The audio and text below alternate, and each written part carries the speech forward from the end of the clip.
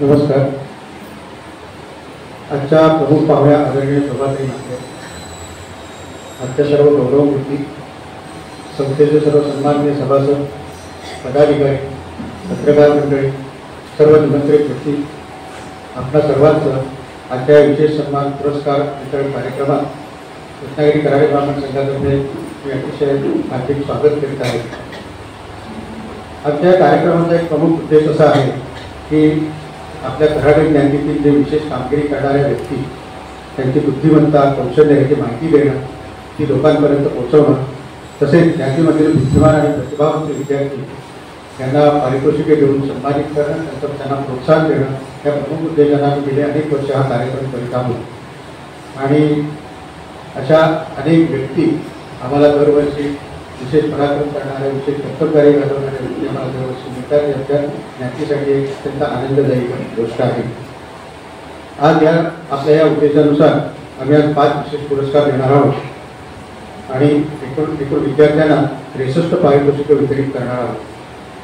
आजचा कार्यक्रम थोडासा वैशिष्ट्यपूर्ण असा आहे कारण आज आम्ही श्री प्रवीण जोशी आणि सौ मंजिरी नाटेकर या दोन बहीण भावांचा सत्कार एकत्रित करणार आहोत. आणि दोघांचाही सत्कार हा त्यांनी आध्यात्मिक क्षेत्रात केलेल्या कामाबाबत करणार आहोत. याशिवाय विद्यादान करता करता स्वतःही विद्यादेवाची आराधना करणाऱ्या व यश मिळवणारे डॉक्टर अश्विनी दिवसस्थळी व डॉक्टर पंकज घाटे यांचाही सत्कार करणार आहोत. एक विशेष अभिमानाची गोष्ट अशी आहे की डॉक्टर पंकज यांच्या वसतिगृहाचे माजी विद्यार्थी आहेत, त्यामुळे आम्हाला त्यांचा अतिशय अभिमान वाटतो. याशिवाय सायकलपटू डॉक्टर अश्विनी दिवसस्थळी यांचा त्यांची तंदुरुस्ती आणि त्यांनी दाखवलेली चिकाटी याबद्दल सत्कार करणार आहोत. अश्विनी दिवसस्थळी या आज आपल्या कार्यक्रमाला हजर नाहीत कारण त्या दुबईमध्ये आयर्लंडच्या स्पर्धेला गेलेल्या आहेत आणि आत्ताच त्यांच्या अश्विनी गणपती दोघांचं देवस्थळी सायकलपटू अश्विनी गणपती आणि ज्या डॉक्टर आहेत त्या अश्विनी दिवसस्थळी. सायकलपटू डॉक्टर अश्विनी गणपती या गोव्याला आयर्लंडच्या स्पर्धेसाठी गेल्या तरी तिथे त्याला त्या प्रथम क्रमांकाने यशस्वी झालेला आहे, त्याबद्दल त्यांचा हार्दिक अभिनंदन. आजच्या प्रमुख पाहुण्या माननीय शोभाताई या आमच्या खरंच संस्थेच्या देणगीदार आहेत. त्या एक साधारणपणे मागच्या महिन्यात आमच्या इथे देणगी देण्यासाठी आल्या होत्या आणि त्यावेळेला त्यांचा आमचा परिचय झाला आणि त्यावेळेला त्यांच्या सामाजिक आणि शैक्षणिक कामाची माहिती झाली. त्यांच्या कलाक्षेत्रातही त्यांचा वावर चांगला आहे. दुःखी आणि अंधकारमय जीवनात आनंद निर्माण करण्याचे महत्त्वाचं काम त्यांच्यातून घडतं आहे आणि घडलेलंही आहे. त्यांच्या व्याख्यानाचा जो विषय हेच त्यांचं आयुष्य आहे. येथे येण्याचे त्यांनी मान्य केले आणि त्याबद्दल त्यांना आणि आज त्या इथे आल्याही याबद्दल त्यांना मी धन्यवाद देतो. शोभाताई यांच्या संघाची स्थापना 1928 साली झाली. पुढील वर्षभरानंतर संघाची पूर्ती होणार आहे. स्थापना झाल्यापासून संघाचे काम अविरत सुरू आहे. संघातर्फे विद्यार्थी वसतिगृह चालवले जाते, आर्थिक मदत केली जाते, शाळांमधून कार्यक्रम केले जातात, ज्ञाती बांधवांच्या प्रतिभा, कर्तृत्व, बुद्धिमत्ता यासाठी त्यांना सन्मानित केले जाते, ऐतिहासिक दस्तऐवजांची निर्मिती केली जाते, प्रकाशन केले जाते आणि शोभाताईंसारख्या विद्वानांना निमंत्रित करून त्यांचे विचार आणि मार्गदर्शन याद्वारे समाजाला सकारात्मकतेकडे नेण्याचा प्रयत्न केला जातो. आपल्या सर्वांचे पुन्हा एकदा स्वागत करून पदवी प्राप्त केली. पदवी परीक्षेत त्या मुंबई विद्यापीठात 3ऱ्या आलेल्या. त्यासाठी त्यांना लोटस फाउंडेशन स्कॉलरशिप मिळाली. त्यांचं पोस्ट ग्रॅज्युएशन म्हणजे MA याच्यासाठी त्यांचे विषय होते संस्कृत आणि मराठी. अध्यापिका या पदावरून त्या निवृत्त झाल्या. या त्यांच्या विशेष कार्यासाठी त्यांना आदर्श शिक्षक पुरस्काराने गौरवण्यात आले. NCERT दिल्लीचा राष्ट्रीय पुरस्कारही त्यांना मिळाला. या सत्कारामध्ये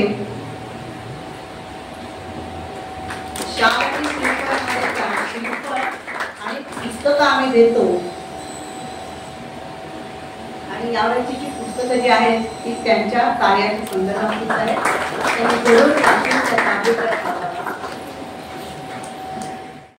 अभियानांतर्गत राज्यव्यापी मनाच्या श्लोकांची जी स्पर्धा झाली त्यात खुल्या गटामध्ये त्यांनी प्रथम क्रमांक मिळवला। यासाठी वयाच्या 70मध्ये अशा प्रकारे पाठांतर स्पर्धेत भाग घेणं आणि प्रथम क्रमांक मिळवणं हे सोपं नाही, अत्यंत कठीण आहे आणि निश्चितच कौतुकास्पद आहे। त्याबद्दल आपण त्यांचा सत्कार करणार आहोत। श्री प्रवीण जोशी राष्ट्रीय स्वयंसेवक संघाला वाहून घेतलेलं व्यक्तिमत्व अशी त्यांची आपल्या सर्वांनाच ओळख आहे। गेली 64 वर्ष अखंडपणे त्यांचं संघ कार्य चालू आहे। लहानपणी गणेश ब्राह्मण विद्यालयात धार्मिक पाठांतर झालं होतं, कदाचित त्याचे संस्कार मनावर असतील आणि त्यामुळे या वयातही हे पाठांतर करणं त्यांना अवघड गेलं नसावं।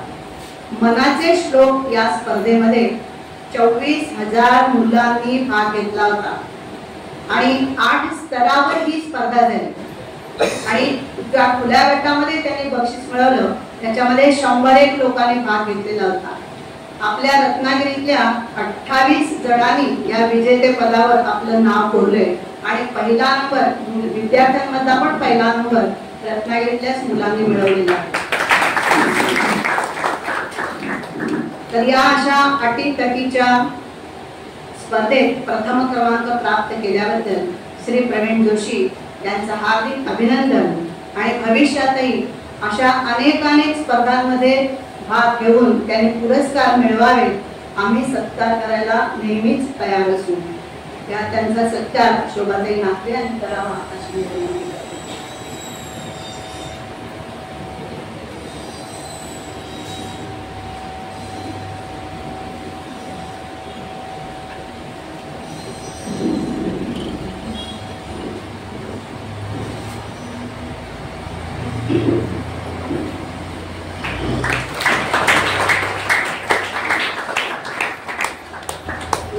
प्राप्त व्यक्तींना जे पुष्पगुच्छ आपण देत आहोत ते रत्नागिरीतील मतिमंद मुलांची आविष्कार नावाची जी शाळा आहे त्या शाळेतील मुलांनी बनवलेले आहे।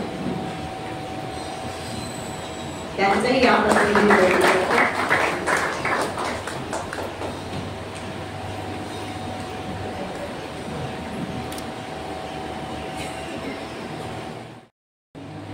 उपस्थित सर्व श्रोतृवर्ग आणि कराडे ब्राह्मण संघावर प्रेम करणारे सर्व नागरिक बंधू भगिनी, या ठिकाणी माझा सत्कार होतोय याबद्दल मी कराडे ब्राह्मण संघाचा खूप आभारी आहे।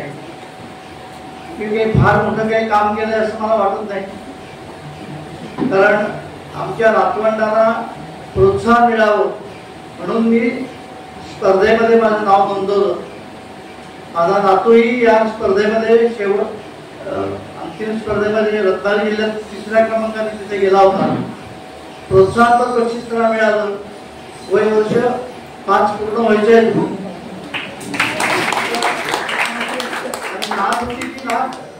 रत्नागिरी जिल्ह्यामध्ये स्पर्धेत भाग घेतला, पण श्लोक विसरली, पण ती अत्यंत सुरेख पाठांतर करते आणि त्या दोघांनाही प्रोत्साहन देण्यासाठी मी भाग घेतला।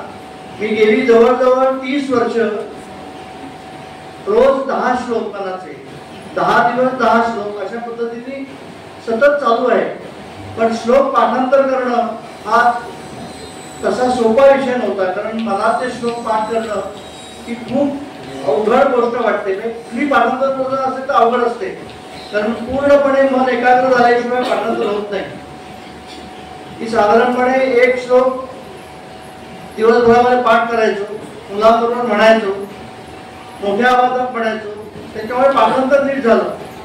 परंतु समर्थांनी अलौकिक असं वाङ्मय निर्माण केलं, त्याच्यात दासबोध आणि मनाचे श्लोक हे दोन खूप मोठी, म्हणजे ज्याचं पाठांतर ज्याचं वाचन सर्वांनीच करायला हवं, कारण समर्थांनी मनाला समजवलंय। मला लहानपणी संघस्थानावरती एक प्रश्न विचारला एका कार्यकर्त्याने की सगळ्यात मजबूत काय, कोण म्हणाला शक्ती, कोणी आणखी काही उत्तर दिली, परंतु सगळ्यात मजबूत आहे ते मन आहे आणि सगळ्यात कमकुवत आहे ते पण मनच आहे। त्या मनाला समजवण्याचं करताना, आणि मन हे विकारी आहे. आता आपण इथे बसलेलो आहोत, पण आपल्या मनाला आपण कुठेतरी घेऊन चाललेलो असतो. इथे आपलं लक्ष असेल तर आपण मनाने इथे असतो, नाही तर मनाने माणूस कुठेही जात असतो. आणि ते मन इतकं कमवत असतं, काही वेळेला आपण खचतो. कुठल्याही परिस्थितीमध्ये खचू नये म्हणून मनाचे श्लोक समर्थांनी मला रोज मनोभाव केलेला आहे, या मनाला समजवलंय. आणि मग किती व्यवस्थित करलं पाहिजे. तो श्लोक म्हणत असताना, एक एक श्लोक पाठ करत असताना त्याचा अर्थ जर समजून घेतला नाही तर तो मनाचा श्लोक पाठ होऊ शकतो. लहानपणी मनाचा श्लोक आपण पाठ केलेले असतात, पहिले 10 श्लोक, पहिले 20 श्लोक, पण नंतर काही मनाचा श्लोक होत नाही. मी 30 वर्षापूर्वी मनाचे श्लोक दुकानामध्ये सकाळी दुकान उघडल्यानंतर प्रार्थना म्हणून मनाचे श्लोक जे सुरू केले, ते आजही माझी दोन्ही मुलं म्हणतात. तर मनाच्या श्लोकाने मनावरती कळत नकळत मिळणारा संस्कार आहे. या संस्कारातून आपलं मन घडतं आणि ठामपणे कुठल्याही परिस्थितीमध्ये किती वादळ आली, किती संकट आली, तर त्या संकटावर मात करून आपलं मन खंबीर उभं राहतं. ते मन जर खचलं तर माणूस पूर्णपणे मनाने खचल्यानंतर तो काय करतो तर काही करू शकत नाही. तर मन आपलं मजबूत करण्यासाठी मनाचे श्लोक पाठांतर करावं. मी लहानपणापासून असंख्य श्लोक पाठ केले. माझ्या आजीने एक लहानपणी श्लोक शिकवला होता,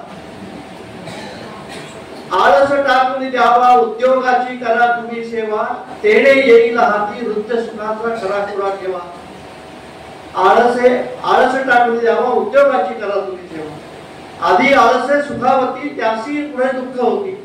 जो दुसऱ्यावरी विसंबला त्याचा कार्यभाग बुडाला, जो स्वयेची कष्टात गेला तोची भला. हे लहानपणी शिकवलेले श्लोक मी संघस्थानावर श्लोक शिकवले. आणि जवळजवळ 4 वर्ष आमचं दुकान सुरू झाल्यानंतर दाते आजींनी या ठिकाणी बालवाड्या सुरू केल्या आणि बालवाडीचा संस्कार देण्याची आवश्यकता आहे असं त्यांना वाटलं. आणि मग त्यांच्या हयातीमध्ये दाते आजी बाल संस्कार केंद्र दाते कॉलनीमध्ये चालवलं. 110 मुलं त्या संस्कार वर्गात येत होती आणि जवळजवळ 4 वर्ष चाललं. रोजच्या दिवसाला एक माणूस अशा पद्धतीने 7 जणांनी आम्ही ते सांभाळलं. अर्धा तासाचं संस्कार केंद्र होतं, परंतु अत्यंत प्रभावी होतं. अशा पद्धतीच्या संस्कार केंद्राची आवश्यकता आजही आहे. जितकी प्राथमिक शाळा आवश्यकता आहे तशा अशा पद्धतीचे संस्कार वर्ग आवश्यक आहे. कारण बाह्य वातावरणामध्ये समाजामध्ये जो संस्कार मिळतो तो संस्कार घेऊन माणूस पुढे जातो, पण समाजाचा संस्कार कमी झालाय. घरामध्ये प्रार्थनांतर होत नाही, प्रार्थना होत नाही. तर सामूहिक संस्कारासाठी अशा पद्धतीच्या संघटनांनी जर संस्कार वर्ग चालू ठेवला तर त्याचा खूप मोठा परिणाम होईल आणि अशी मुलं भविष्यामध्ये खूप मोठी उंची गाठतील. त्यासाठी मला कराडे ब्राह्मण संघाला हे आव्हान करावं असं वाटतं. मी लहानपणी संघस्थानावर 70 शिशूंचा गण घेत होतो. 70 शिशूंना 1 तास खेळवायचं, त्यांच्याबरोबर गंगामस्ती करायची, देशभक्तीवर गीत म्हणायची. आणि अशा पद्धतीने बालसंस्कारांचा विषय सुरुवातीला सुरू केला. आजही मला वाटतं की अशा पद्धतीचं शिशु केंद्र सुरू व्हावं. संघस्थानावर मुलं येतात, सगळ्या समाजातली मुलं येऊ शकत नाही, परंतु जे येतात ते येतात. परंतु जे कळत नकळत होणारे संस्कार आहेत ते संस्कार खूप काही करून जातात. मनाचे श्लोक पाठांतर करताना या सगळ्या गोष्टींची जाणीव ठेवून मी ते श्लोक पाठ केले. आपण जो सत्कार केला त्या सत्काराबद्दल आपल्या सगळ्यांना संस्थेच्या पदाधिकाऱ्यांना धन्यवाद. आणि अशा पद्धतीचे उपक्रम आपण राबवताय त्याबद्दलही धन्यवाद. भविष्याची वाटचाल अधिक चांगली व्हावी याच्यासाठी शुभेच्छा. धन्यवाद. हॉस्पिटलमध्ये वैद्यकीय अधिकारी म्हणून कार्यरत आहे. मात्र आपण त्यांचा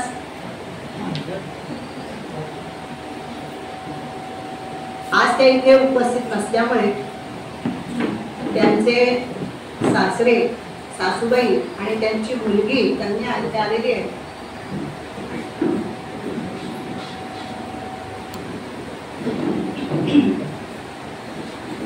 त्या डॉक्टर असल्यामुळे आपण त्यांचा सत्कार करत नाही आहोत. तर त्या उत्कृष्ट सायकलपटू आहेत आणि धावपटू सुद्धा आहेत. म्हणजे नुसते सायकल आपण बरेच जण चालवतो, पण त्यांनी पुणे ते अयोध्या एवढा 1400 किलोमीटरचा प्रवास सायकलने केलेला आहे. आणि याशिवाय ठाणे ते स्टॅच्यू ऑफ युनिटी म्हणजे केवडिया गुजरात आणि परत ठाणे असा 800 किलोमीटरचाही प्रवास सायकलनेच केलेला आहे. त्यासाठी म्हणजे त्यांनी या वयात जे धाडस दाखवलं त्यासाठी हा त्यांचा सत्कार आपण करणार आहोत. दूर दूरच्या ठिकाणी त्या सायकलवरूनच जात असतात. लांब पल्ल्याच्या सायकल शर्यतींमध्ये भाग घेऊन त्याने अनेक बक्षिसं मिळवलेली आहेत.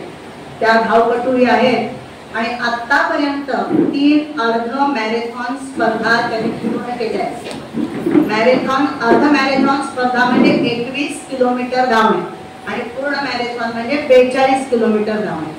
तर 3 अर्ध मॅरेथॉन स्पर्धा त्यांनी पूर्ण केलेल्या आहेत आणि त्यांना mandala painting, rock painting, paper quilling आणि विणकाम या सगळ्याची सुद्धा आवड आहे.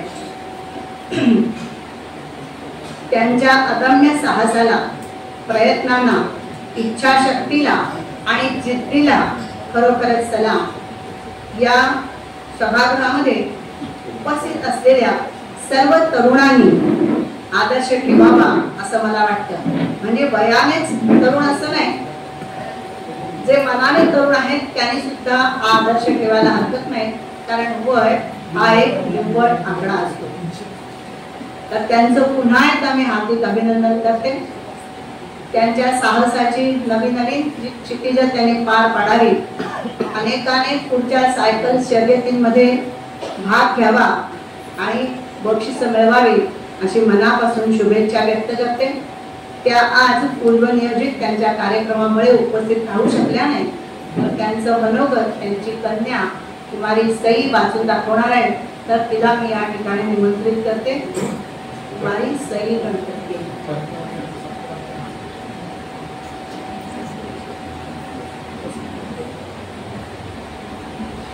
त्यांचाही सत्कार आपण करणार आहोत आणि सत्कार स्वीकारणार आहेत त्यांच्या सासूबाई. शोभाताईंना विनंती करते की त्यांनी तो सत्कार करावा.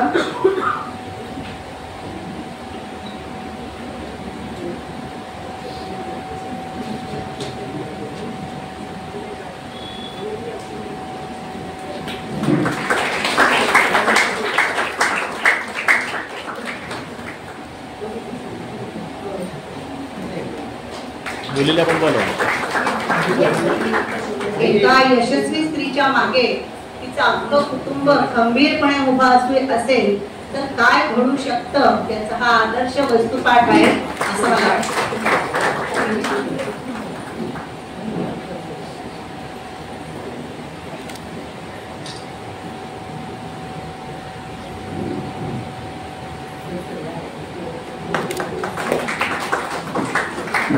काही वर्षांपूर्वी आपण डॉक्टर तेजराज गणपत्ते यांचाही या ठिकाणी सत्कार केला होता.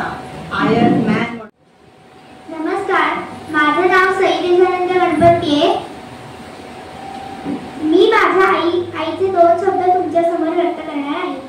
नमस्कार. सर्वप्रथम या सन्मानाबद्दल रत्नागिरी कराडे ब्राह्मण संघाचे खूप आभार. पुणे ते अयोध्या सायकल यात्रा ही प्रभू श्रीरामांनी आमच्याकडून करून घेतली. संत तुकाराम महाराज म्हणतात, जेथे जातो तेथे तू माझा संगती, चालविसी हाती धरून या, चालू वाटे आम्हा तुझाची आधार, चालविसी भार सवे माझा. त्यांचा अभंग आम्ही शब्दशः जगलो. जायचे ठरले आणि रमाला चक्क 20 दिवसांची रजा मिळाली. एक रूट आम्ही निश्चित केला होता आणि निघायला 15 दिवस असताना अवचित एक दुसरा सोपा रूट मिळाला. त्यामुळे आम्हाला महेश्वर, ओंकारेश्वर, रावेरखेडी, इंदोर, उज्जैन, झांसी अशा अनेक महत्त्वपूर्ण व पवित्र स्थळांना भेटी देता आल्या. पावसामुळे प्रयागराज संगम उकळणार होता, पण कालपी सोडताना यमुनेचेही दर्शन घडले. विश्व हिंदू परिषदेमुळे राहण्याची सोय झाली आणि घरची मंडळी निश्चित झाली. श्री चाफेकर व श्री गजानन वाघ यांच्यामुळे रामलल्लाची शरण आरती व सुगम दर्शन लाभले. BRM करणारे आम्ही रोजचे 125-150 किलोमीटर अंतर सहज पार करू असा आत्मविश्वास, खरं तर अहंकारच आम्हाला होता. तरी एक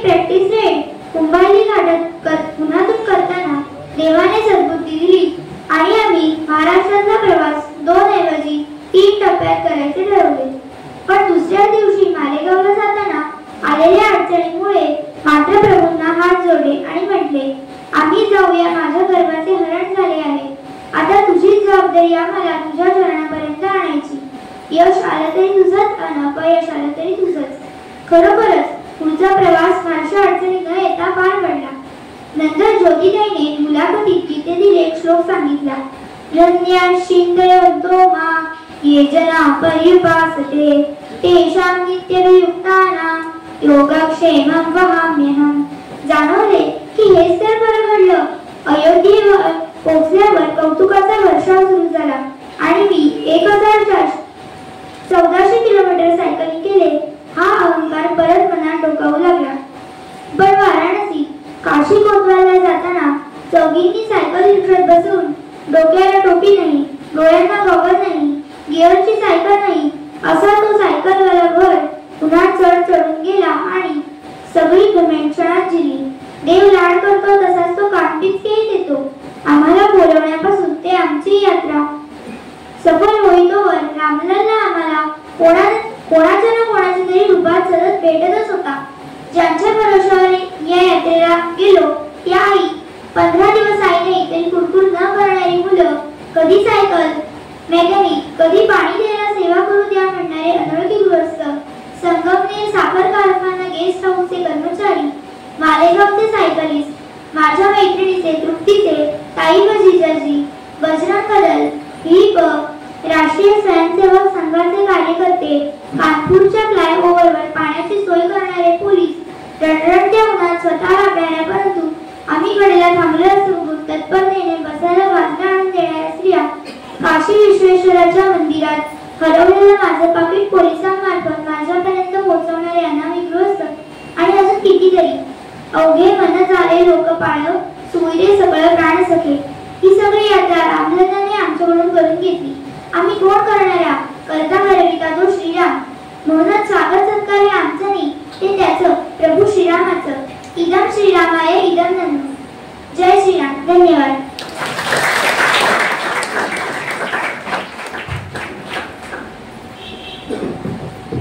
खूप छान सही. महाविद्यालयात कार्यरत असलेल्या देवस्थळी मॅडम यांना मी विनंती करते की त्यांनी व्यासपीठावर आसन करावं. यांनी यावर्षी PhD प्राप्त केलेली आहे, त्याबद्दल आपण त्यांचा सत्कार करत आहोत. घरची, मुलांची सर्व जबाबदारी, कॉलेजमधील व्याख्यानं आणि PhDचा अभ्यास ही तारेवरची कसरत यशस्वीरित्या त्यांनी पूर्ण केली. त्याबद्दल त्यांचं करावं तेवढं कौतुक कमीच आहे. त्या M.Com, MBA मार्केटिंग आणि सेट परीक्षा उत्तीर्ण झालेल्या आहेत आणि यावर्षीही त्यांनी डॉक्टरेट मिळवलेली आहे. गोगटे जोगळेकर महाविद्यालयात BMS म्हणजे व्यवसाय व्यवस्थापन या विभागाच्या त्या विभाग प्रमुख आहेत. अनेक ठिकाणी त्यांनी व्याख्यानं दिली आहेत. कृषी पर्यटन, भारतीय कौटुंबिक व्यवसाय, कोकणातील कृषी उद्योगातील नवीन पायंडे या आणि अशा विविध विषयांवर त्यांचं लेखन आहे. 2004 पासून विद्यापीठ प्रकल्प समन्वयक म्हणून त्या काम करतात. त्यांचा PhDचा विषय रत्नागिरी आणि सिंधुदुर्ग जिल्ह्यातील निवडक आंबा उत्पादकांच्या संदर्भाने कौटुंबिक व्यवसायाची रचना. खूपच वेगळा विषय आहे आणि आंबा बागायतदारांनी त्यांना कॉन्टॅक्ट करायला हरकत नाही. त्याबद्दल आपण त्यांना यावर्षीचा विशेष पुरस्कार सन्मानपूर्वक देत आहोत. मी आजच्या प्रमुख पाहुण्या माननीय शोभाताईंना त्यांचा सत्कार करण्याची विनंती करते.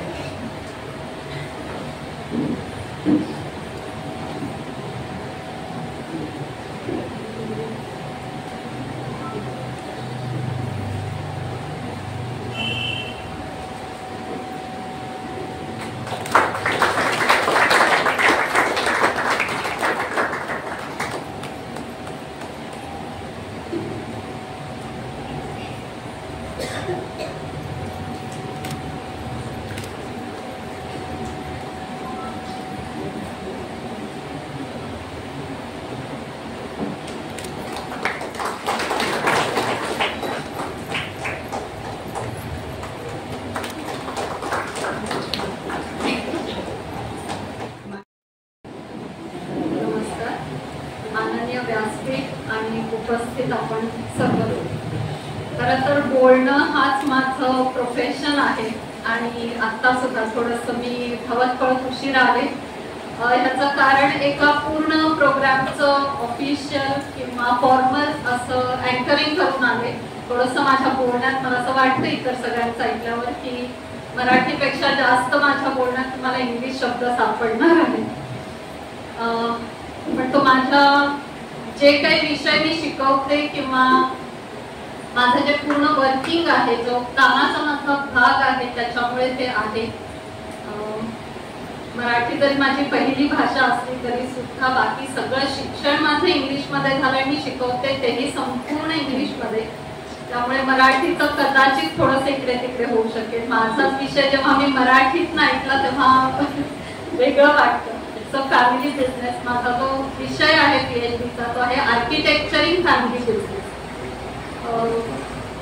व्यवसाय जे कौटुंबिक व्यवसाय आहेत त्याच्यामध्ये होत जाणारे बदल वेगवेगळ्या कारणामुळे असं त्याचं स्वरूप आहे. आणि मी निवडताना त्याच्यामधला एक भाग घेतलाय की रत्नागिरी आणि सिंधुदुर्ग जिल्हा हे जे 2 जिल्हे आहेत त्याच्यामध्ये मोठ्या प्रमाणात आपल्याला बघायला मिळतं की आंबा व्यावसायिक आहे. आणि हा आंबा व्यवसाय कसा केला जातो, त्याच्यामध्ये कोणते बदल झाले, कोणत्या कारणांमुळे ते बदल झाले आणि त्याचा पुढे जाऊन बिझनेस वरती किंवा त्या कुटुंबाच्या व्यवसाय पद्धतीमध्ये कोणते कोणते बदल होत जाणार आहेत असा तो सगळा म्हणून माझा अभ्यासाचा विषय आहे. साधारण 4.5 वर्ष मी याच्यावर काम केलं. माझी मुलगी ज्या वेळेला फायनल इयर किंवा फायनल इयरचे 1 वर्ष आली, सेकंड इयर इंजिनिअरिंगला होती आणि मुलगा 9वीत होता, तेव्हापासून मी सुरुवात केलेली आहे. त्यांच्या आयुष्यातले शिक्षणातले महत्वाचे टप्पे आणि त्याच्याबरोबर माझ्याही आयुष्यातला शिक्षणातला एक मोठा टप्पा असं मी त्यावेळेला कामाला सुरुवात केली. याच्या आधीचं माझं जे शिक्षण आहे ते BCom MBA इन मार्केटिंग माझं स्पेशलायझेशन आहे. कॉलेजला जॉईन झाले गोखटे-जोगळेकरला म्हणून मग MCom केलं. ती थोडीशी रिक्वायरमेंट होती म्हणून 2013 साली माझं सेट क्वालिफाईड झालं आणि वाट बघत होते की PhD साठी मला कधी थोडंसं एक गॅप मिळेल, थोडासा वेळ देता येईल. त्याच्या आधी काही रिसर्च पेपर चांगल्या इन्स्टिट्यूटच्या थ्रू, इंटरनॅशनल कॉन्फरन्सच्या थ्रू मी प्रेझेंट केले आणि एवढ्या वर्षानंतर 4.5 वर्षाच्या एक खूप मोठ्या प्रयत्नानंतर त्याची व्हायवा आणि सगळं प्रोसिडिंग असं काम कंप्लीट केल्यानंतर मला ही डिग्री अवॉर्ड झाली. सो खरंच खूप कठीण असतं ज्या वेळेस तुम्ही जबाबदाऱ्या घेता वेगवेगळ्या ठिकाणी, त्या कॉलेजच्या आहेत किंवा घरच्या आहेत आणि तरी आपल्याला असं वाटतं की नाही मी हे पण करू शकतो का. आणि स्टेप बाय स्टेप असं मी पुढं रोज 1 तास 2 तास आणि माझा जेव्हा मी म्हटलं की मी कधी काम करते तर माझा वेळ होता पहाटे साधारणपणे 2:30-3 ते 4:30. माझे सगळं वर्किंग जे आहे ना हे आम्ही असल्या ऑड वेळी केले. पहिली झोप पूर्ण आणि पुन्हा झोप लागतेच असं नाही, असा मधला एक गॅप माझाच मला सापडला. यावेळेला नेटला स्पीड असतो कारण खूप वेळेला आपल्याला दिसतं की दिवसभरात नेटला स्पीडच मिळत नाही आणि काम करता येत नाही कॉम्प्युटरवरती. तर अशा या ऑड टाइमला बसून मी माझं याचं बरंच काम जे आहे ते पूर्ण केलं.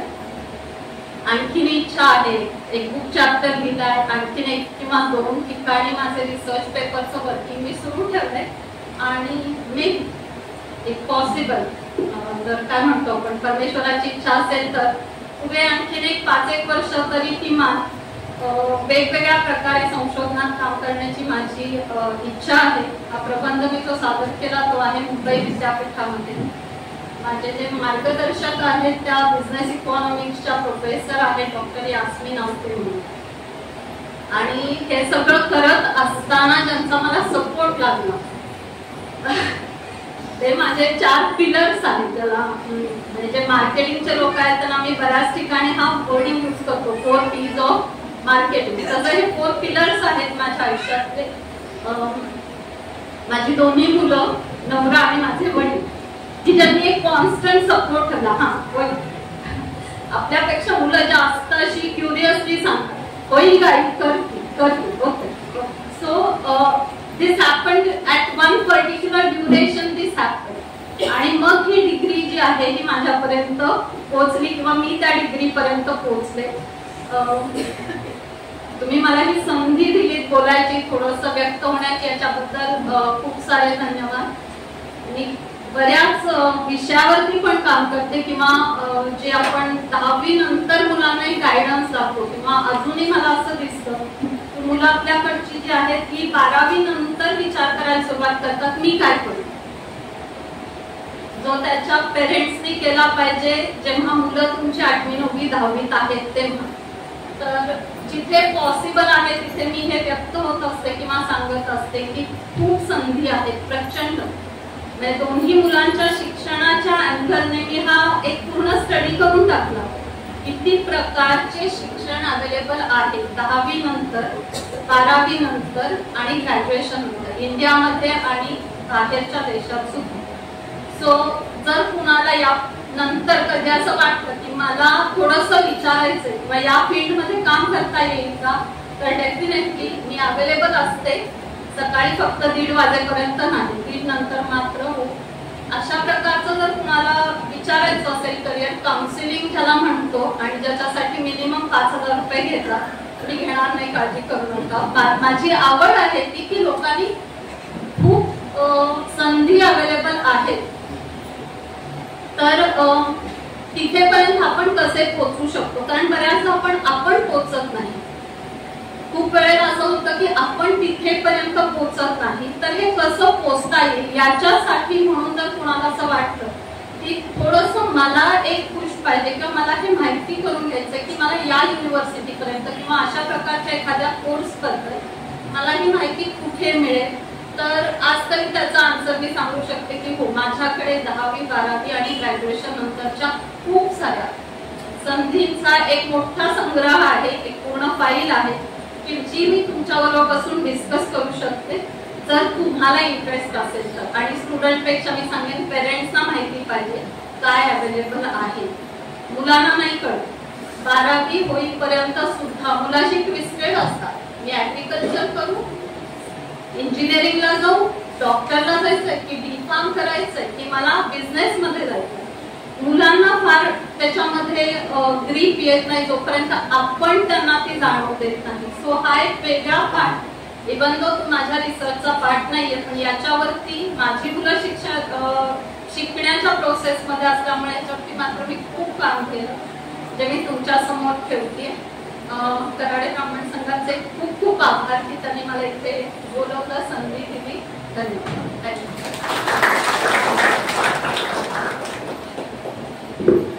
धन्यवाद मॅडम. तुमच्या अभ्यासाचा एक वेगळाच विषय आम्हाला कळला आणि आम्ही निश्चितच यासाठी आपलं मार्गदर्शन घेऊ आणि विद्यार्थ्यांच्या साठी अभ्यासासाठी किंवा पुढच्या करिअरच्या संधींसाठी निश्चितच आम्ही डॉक्टर पंकज माधव घाटे त्यांनी व्यासपीठावर यावं. ते आपल्या वसतिगृहाचे विद्यार्थी आहेत ते सांगताना मला अतिशय अभिमान आणि आनंद वाटतोय. अभिनंदन सर. सर सध्या गोपटे जोगळेकर कॉलेजमध्ये इतिहास हा विषय शिकवतात. ते BA MA इतिहास, BEd आणि सेट परीक्षा उत्तीर्ण झालेले आहेत आणि यावर्षी त्यांनी PhD ही मिळवलेली आहे. मुंबई एशियाटिक सोसायटी तर्फे संशोधनासाठी त्यांना डॉक्टर शीला राज ही मेमोरियल शिष्यवृत्ती मिळालेली आहे. आकाशवाणीवर लोकमान्य टिळक स्मृती व्याख्यानमाला त्यांनी सादर केलेली आहे. लोकसत्ता आणि अंतर्नाद यासारख्या पेपरांमधून त्यांचे अनेक लेख प्रसिद्ध झालेले आहेत. गोपटे जोगळेकर महाविद्यालयात गेली 14 वर्ष ते सातत्याने आणि अत्यंत सचोटीने अध्यापनाचं काम करत आहेत. शिवाय MAच्या विद्यार्थ्यांनाही ते मार्गदर्शन करतात. त्यांचा PhDचा विषय वसाहतीच्या शासन काळातील दक्षिण कोकणातील सामाजिक आणि राजकीय संक्रमण म्हणजे 1857च्या स्वातंत्र्य लढ्यापासून ते 1947च्या प्रत्यक्ष स्वातंत्र्य मिळेपर्यंतचा 90 वर्षांचा कालखंड. या त्यांच्या PhD बद्दल यावर्षीचा विशेष पुरस्कार माननीय डॉक्टर श्री पंकज घाटे यांना सन्मानपूर्वक प्रदान करण्यात येत आहे. आजच्या प्रमुख पाहुण्या माननीय शोभाताईंनी घाटे सरांचा सत्कार करावा अशी मी त्यांना विनंती करते.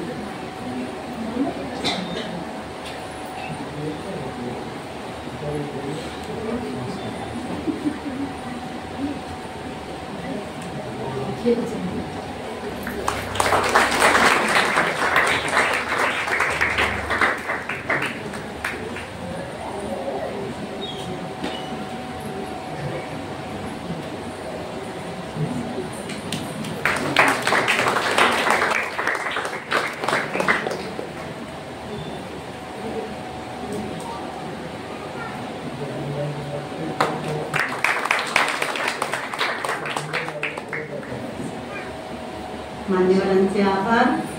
आणि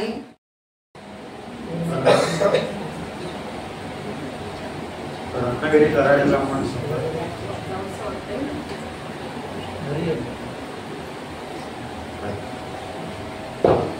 रत्नागिरी कराडे ब्राह्मण संघ आणि आपण सर्व उपस्थित मानव सहकारी आणि ओळखीचे बरेच चेहरे इथे दिसतात, त्यामुळे ती मित्रमंडळी सर्व. आत्ता बोलताना इर्लेकर सर म्हणाले की इथे मी काही काळ राहिला होतो एका तपापूर्वी, आणि या तपापूर्वी राहिलेल्या आठवणी म्हणजे हा घरचाच सत्कार आहे मला गोष्टी. त्यामुळे घरच्या सत्काराचं एक वेगळं औचित्य असतं आणि एक वेगळा एक खास ठेवा म्हणून असा तो असतो. कारण बाहेरची दूरची लांबची लोक भरपूर तो सत्कार करत असतात, पण घरच्या लोकांचा वेगळा सत्कार आणि त्यांची थाप ही फार वेगळी असते. देवस्थानी मॅडम जसं म्हणाल्या तो PhDचा विषय माझा काय तो सांगतो आणि मग थांबेल. आता मॅडम प्रभुदेसाई मॅडम जसं म्हणाल्या तर झाशीच्या राणीच्या काळापासून देश स्वतंत्र होईपर्यंत कोकणी माणसानं काय काय उद्योग केले ते शोधायचं काम मी केलं. साधारण 7-8 हजार कागद त्यांची धूळ खाऊन त्यातनं जे काही जन्माला येईल ते शोधायचा प्रयत्न मी केलेला आहे. मूळ प्रश्न काय तो सांगतो की जो आपल्या अनेकांसमोर पडलेला असतो किंवा माहिती असतो किंवा थेट त्याचं हे नसतं. ते म्हणजे कोकणी माणसाला महान व्हायला काही वेगळं करावं लागत नाही, तो जन्माला महान म्हणूनच आलेला असतो. कारण 5 भारतरत्न याच भूमीनं दिलेल्या आहेत, त्यामुळे वेगळं काही इथे त्याला करावं लागत नाही. पण दुसरी गोष्ट अशी आहे की इथे त्याला काही मोल नाही, कारण इथे सगळीच महान माणसं, सगळेच उद्योगी माणसं, त्यामुळे बाहेर गेल्याशिवाय त्याला काही संधी मिळत नाही. तर ते का होतं हा प्रश्न शोधायचा माझ्या प्रबंधाचा तो एक काय म्हणून हेतू होता. तो अर्थात पूर्ण झालेला नाही, त्यातला एक भाग विद्यापीठाला सादर केला आणि विद्यापीठानं त्या दृष्टीने डिग्री वगैरे दिली. मूळ प्रश्न तो आहे की कोकणी माणसाचं नेमकं असं का होतं. तर तो का होतं त्यातला एक छोटा तुकडा ब्रिटिश काळातला घेऊन मी त्यातला काही संशोधनाचा भाग विद्यापीठाला सादर केला आणि विद्यापीठाने डिग्री दिली. पण मूळ प्रश्न अजून अनुत्तरितच आहे. काही उत्तरं मिळाली आहेत स्पष्टपणे, काही उत्तरं मिळणं बाकी आहे. तर तो शोध घ्यावा असं मगाशी इर्लेकर सरांच्या कोणा बोलण्यामध्ये आलं, तर तो शोध तसा चालू राहील अशी मी या निमित्तानं ग्वाही देतो. आणि या घरच्या मंडळींकडनं झालेल्या सत्काराबद्दल परत एकदा धन्यवाद व्यक्त करतो.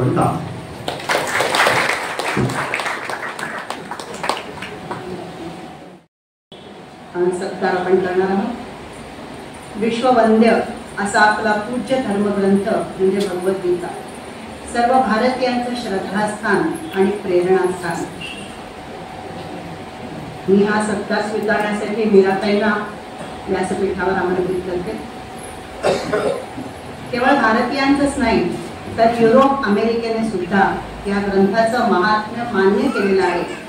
नुकत्याच भारतीय दूतावासाने आयोजित केलेल्या भारतीय तत्वज्ञान परंपरांचा संगम या परिसंवादात भगवद्गीता हा ग्रंथ ज्ञानामृत असून तो भारतीय संस्कृतीच्या इतिहासाचा लघु इतिहास आहे. आधुनिक काळातील लोकांना भेडसावणाऱ्या आध्यात्मिक आणि भौतिक द्विधा मनस्थितीची उत्तरं हा ग्रंथ देतो असं मी म्हणत नाहीये, तर चीनमधील प्राध्यापक झांग बाओशेंग यांनी म्हटले. हे विशेष आणि आपल्या सर्वांसाठी अतिशय अभिमानास्पद अशी ही गोष्ट आहे.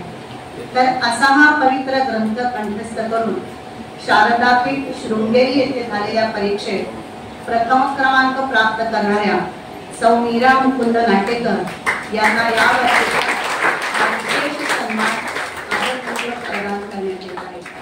पूर्वाश्रमींच्या त्या प्रतिभा पुरुषोत्तम जोशी सरांनी सांगितलं तसं हा आज एक छान दुग्ध शर्करा योग जुळून आलेला आहे. एकाच व्यासपीठावरून भाऊ आणि बहीण या दोघांनाही पाठांतरासाठीचा पुरस्कार आम्ही देत आहोत. खूप छान. मीराताईंनी दुर्गा सप्तशतीचे अनेक पाठ केलेले आहेत.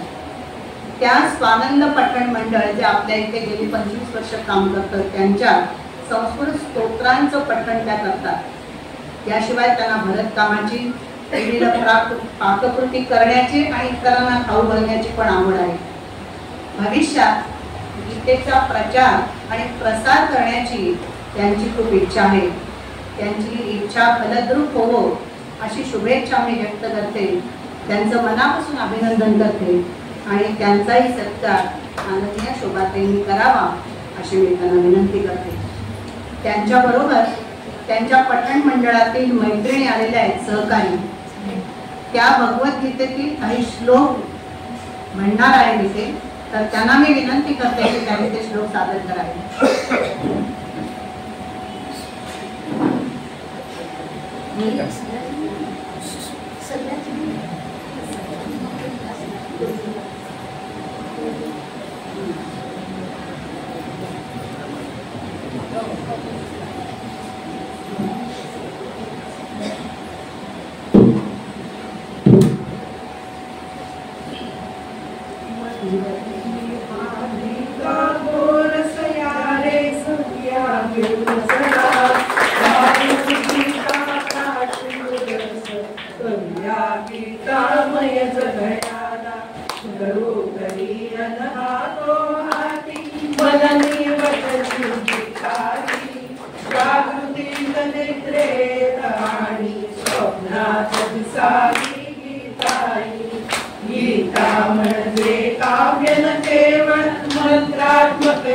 गुरुवाणी शुद्ध तिचे उच्चारण व्हावे निश्चय व्हावा जनीमनी. एक जमाने गायन व्हावे उच्चारण हो दोष रहित. मैत्री कसकर भेद भावता विश्वबंधुता स्नेह सहित. विशुद्ध मैत्री करीती नेही गीता गाता यावी हो. शास्त्रव अभिनव पथ दर्शकरी कोटी हाती घ्यावी हो. वाचू आपण चला गड्यानो शिकवू साऱ्यांना. वाक्प्रसाद श्री कृष्ण सख्याचा जगदोद्धारक हा जाणा. गोपाल कृष्ण महाराज की जय.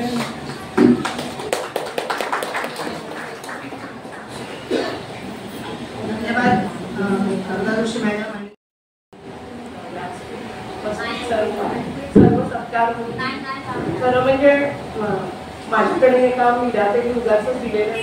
म्हणजे काम मला वाटतंय की प्रत्येक जण इतकं सुंदर शब्दात आपलं मनोगत व्यक्त करतंय, पण त्या खूप भावना शब्द वाचायला गेला की म्हणजे डोळे पाझरू लागतील त्याचे. म्हणून त्यांच्या वतीनं मी हे काम करते, त्यांचं मनोगत वाचते. नमस्कार. माझा हा सन्मान सोहळा राष्ट्रपती पदक प्राप्त शिक्षिका शोभाताई नागटे यांच्या हस्ते आयोजित केल्याबद्दल प्रथम मी कऱ्हाडे ब्राह्मण संघाचे मनपूर्वक आभार मानते. सोमवार दिनांक 9 जून 2025 रोजी शृंगेरी येथील आद्य शंकराचार्य यांच्या श्रीमद भगवद्गीता कंठस्थ परीक्षा झाली. त्या परीक्षेमध्ये मला प्रथम क्रमांक मिळाला. यासाठी आपण माझा सत्कार करत आहात त्याबद्दल मी आपली ऋणी आहे.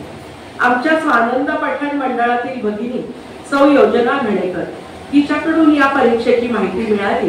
तसेच भगवद्गीता परीक्षेच्या सरावासाठी सौ मंजिरी आगाशे आणि सौ योजना घणेकर यांचे वेळोवेळी सहकार्य मिळाले। शृंगेरी शारदा पीठ येथील शिस्तप्रिय व भक्तिमय वातावरणामुळे मी खूप भारावून गेले। परीक्षा हॉलमध्ये जाताना मनात खूप भीती निर्माण झाली होती। परीक्षक आपल्याला भगवद्गीतेतील कोणत्याही अध्यायातील कोणत्याही श्लोकाची सुरुवात सांगतात, त्यापुढे आपण परीक्षक थांबा म्हणेपर्यंत पुढचे श्लोक म्हणायचे असतात। अशा प्रकारचे परीक्षेचे स्वरूप असते। शृंगेरी येथील गुरुनिवास सभागृहामध्ये परीक्षेच्या दिवशी संध्याकाळी सर्व परीक्षार्थींना निकाल घोषित करण्यापूर्वी एकत्र बोलवले होते। आयोजकांमार्फत तेथे निकाल घोषित केला जातो। त्यानंतर शंकराचार्यांच्या हस्ते पारितोषिक प्रदान केले जाते। सध्याचे जगद्गुरु शंकराचार्य श्री विदुशेखर यांच्या हस्ते मला पारितोषिक दिले गेले। हा पारितोषिक सोहळा म्हणजे माझ्या आयुष्यातला सोनेरी आणि अविस्मरणीय क्षण होता। कैलासवासी फडके शास्त्री यांची शिष्या सौ संजीवनीताई अभ्यंकर यांच्याकडून मी भगवद्गीतेची संस्था घेतली। संजीवनीताईंचे मार्गदर्शन माझ्या यशात मोलाचे ठरले। टिळकवाडी येथील श्रीयुत आनंद व सौ अश्विनी जोशी यांच्या घरी गेली 25 वर्षापासून स्वानंद पठण मंडळ या नावाने पठण मंडळ चालू आहे। माननीय शुभांगी अभ्यंकरबाई यांनी 4 जणींना हाताशी घेऊन या मंडळाचे छोटेसे रोपटे लावले। त्याच मंडळाचा आता वटवृक्ष झाला आहे असं म्हणायला हरकत नाही। आता या पठण मंडळात 40 पेक्षा जास्त भगिनी आम्ही सहभागी होतो। माननीय अभ्यंकरबाईंचा आणि माझा परिचय पूर्वीपासून असल्यामुळे त्यांनी सुरू केलेल्या स्तोत्र पठण मंडळात मला सामील करून घेतले गेले। त्या पठण मंडळाला अभ्यंकरबाईंचे यजमान कैलासवासी नरहर अभ्यंकर सर यांनी स्वानंद पठण मंडळ हे नाव दिलं। गेली 25 वर्ष हे मंडळ सातत्याने विविध स्तोत्र पठण करतात। या पठण मंडळात भगवद्गीता, दुर्गा सप्तशती, रुद्र, विष्णू सहस्त्रनाम अशा अनेक विविध स्तोत्रांचे पठण नेमाने केले जाते। रत्नागिरी आणि रत्नागिरी बाहेरील सर्व देवींची शक्तीपीठे व अन्यत्र दुर्गा सप्तशतीचे पाठ आम्ही भगिनींनी केले आहे। या मंडळातील भगिनी विविध स्तोत्रांचे पठण निस्वार्थी भावनेने करतात। चिपळूण मधील तेरव येथे आम्ही स्वानंद पठण मंडळ, नारायणी मंडळ आणि कात्यायनी मंडळ अशा 3ही मंडळांच्या 100 भगिनींनी मिळून दुर्गा सप्तशतीचा पाठ केला। या सेवेमध्ये मिळणारा आनंद अवर्णनीय आहे। आमच्या सत्कार समारंभाचे आणखी एक वैशिष्ट्य म्हणजे माझा भाऊ प्रवीण याचा सुद्धा आज सत्कार आहे। समर्थ भारत अभियानांतर्गत मनाचे श्लोक पाठांतर स्पर्धेत महाराष्ट्रात त्याचा प्रथम क्रमांक आला आहे। आम्हा दोन्ही भावंडांचे हे कौतुक पाहून आमचे आई आणि दादा तसेच माझे सासू सासरे जिथे कुठे असतील त्यांना नक्कीच आनंद झाला असेल। त्यांचे सर्वांचे आशीर्वाद आम्हा कुटुंबियांच्या पाठीशी असेच आहोत अशी वासुदेवाच्या चरणी प्रार्थना करते। हा सत्कार माझ्या एकटीचा नसून माझ्या परिवाराचा व आमच्या पठण मंडळातील सर्व भगिनींचा आहे। त्यांच्या पाठिंब्यामुळे हे यश मी मिळवू शकले। आजच्या या सत्काराबद्दल मी मनपूर्वक कृतज्ञता व्यक्त करते। कऱ्हाडे ब्राह्मण संघाचे सर्व मान्यवर आणि उपस्थितांचे आणि माझ्या मंडळातील सर्व भगिनींचे मनापासून आभार आणि धन्यवाद।